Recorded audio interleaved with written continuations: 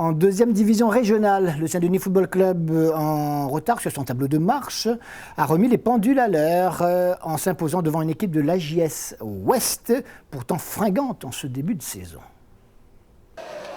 Et deux équipes qui au classement sont au coude à coude, 24 points, troisième au classement.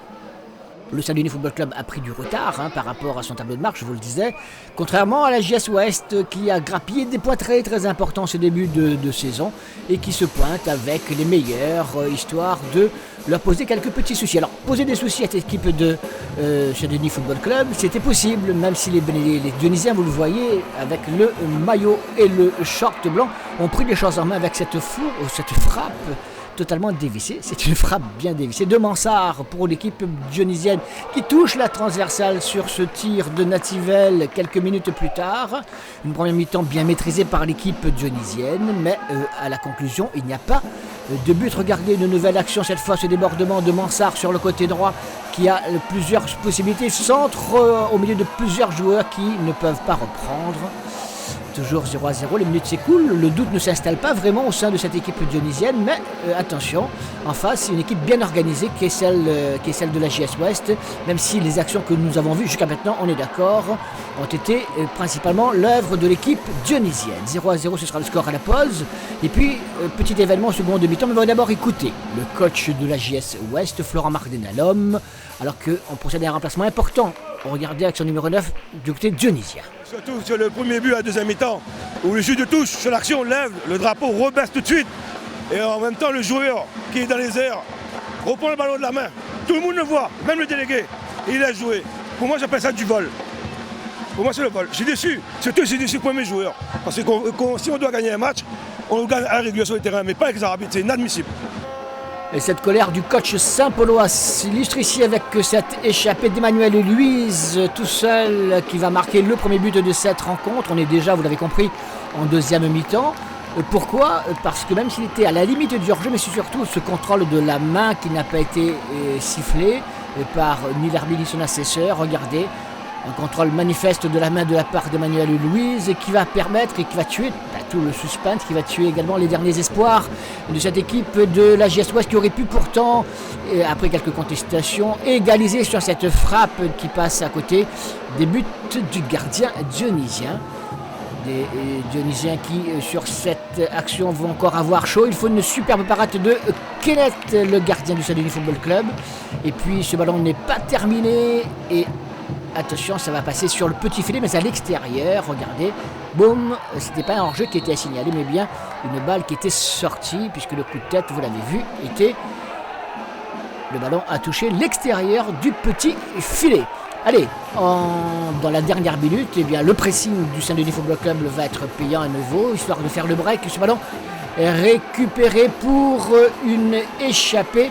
Et un tir de Mansart qui dribble le gardien, 2-0. Le Saint-Denis Football Club s'en sort bien. Allez, on ne va pas revenir sur ce but, vous l'avez vu. Le résultat, il est confirmé, 4 points. Les Dionysiens n'attendaient que cela, ils avaient quand même eu chaud, n'est-ce pas ?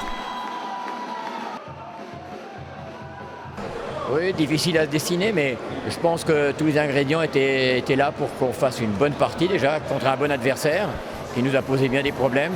Et je pense qu'on a fait la meilleure première mi-temps qu'on ait fait depuis que je suis au Saint-Denis FC. Il y avait tout, il y avait l'agressivité, il y avait la technique. On a 2 tête-à-tête avec le gardien, on a un tir sur la transversale et tout ça pour 0-0 à la mi-temps. Donc le doute pouvait peut-être venir dans les têtes des joueurs et ça n'a pas été le cas. Et j'ai la chance d'avoir un banc qui me permet de faire tourner des joueurs. Ils ne sont pas tellement satisfaits d'être remplaçants de temps en temps. Mais quand on fait rentrer De Louise et que c'est lui qui débloque la situation, c'est une richesse. Sur le parcours de la JS cette saison, Pour l'instant, pas mal. Hein. Bon, nouvelle journée, première défaite. Il en reste 17. Il en reste 17 journées. Voir que je vais travailler. Et comme je vous ai dit au début, c'est le maintien.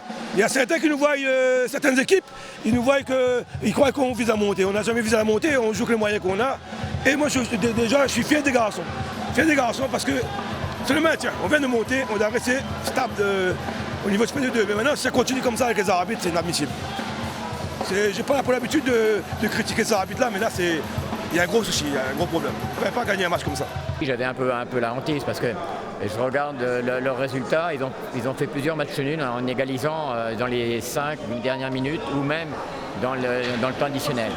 Donc il fallait toujours être vigilant par rapport à ça. Mais bon, ce soir, j'avais une charnière centrale de métier et de poids. Rassuré. Oui, rassuré, mais bon, tous les jours, il faut remettre le métier sur la tâche et puis essayer de refaire, quoi. C'est-à-dire que là, on va avoir Sandy qui va nous arriver comme du pain béni et il va certainement nous donner des solutions supplémentaires devant. Et j'ai un ou deux jeunes en U19 qui sont blessés actuellement, sur lesquels moi je fonde de grands espoirs.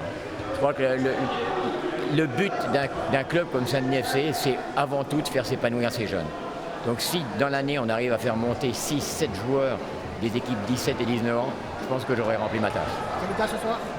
Ben, ce soir, j'avais 2 17 ans sur le terrain en même temps, des 17 ans double surclassement. Le petit Amour Gomme qui est pour la première fois foulé le salle que la première. Et puis le petit Boto qui en a plusieurs apparitions déjà. Bon, je ne veux pas les griller, mais c'est des joueurs de devenir.